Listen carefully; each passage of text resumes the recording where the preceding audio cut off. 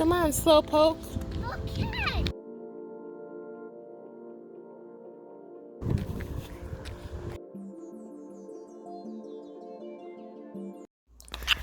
Holden's school was the first organization I went to about Holden's issues and being selective mute with who he spoke to. The school never sent a social worker to speak with my son. Thankfully, the assistant vice principal told me to contact 211, which I contacted 211. 211 sent Willer Clinic over, which then directed me to Klingberg.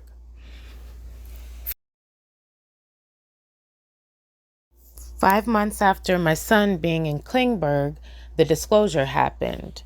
There was a scheduled scan appointment at the hospital and a scheduled appointment for the New Britain police to do their forensic interview. When I went to the court, Judge Robert Nastry, he allowed supervised visits before either of these interviews to take place.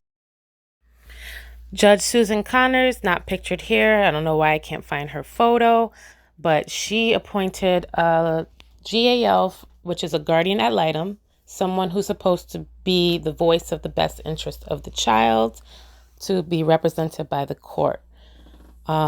This woman from Connecticut Children's Law Center was appointed. For some reason, she wanted to increase visitations without ever observing my son with his father. She was caught in a couple of lies, which then Judge Susan Connors asked her to step down.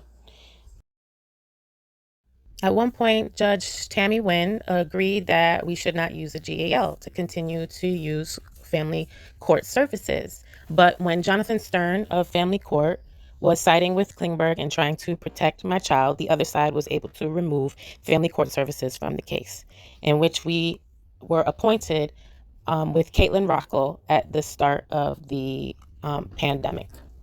Now, from the very beginning, Caitlin Rockel has shown her biases and would not look me in the eye, lied about the time she's been to my house and how many times she has met with me and my son.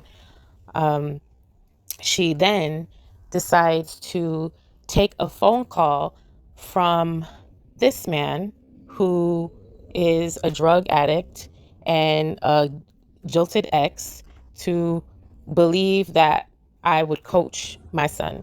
The very next day, they removed my son and placed him into his father's home. Taking a video. I'd ask that you not take video during How come? the visit.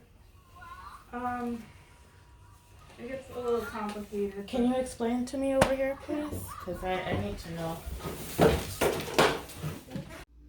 So this new therapist encouraged Dad to change his school, change everything that he knew before, all his activities. Nothing is the same. Now, I just want to remind everyone that this disclosure of the abuse did not come from me. He was in therapy for not speaking to his father's side of the family and his father, but he spoke to everyone else. So who's the real culprit here? My son is not behaving how he normally behaves. You don't want to answer any of my questions. Please find it in your hearts to donate anything that you can. This process has been draining for my family. We just want to bring Holden home.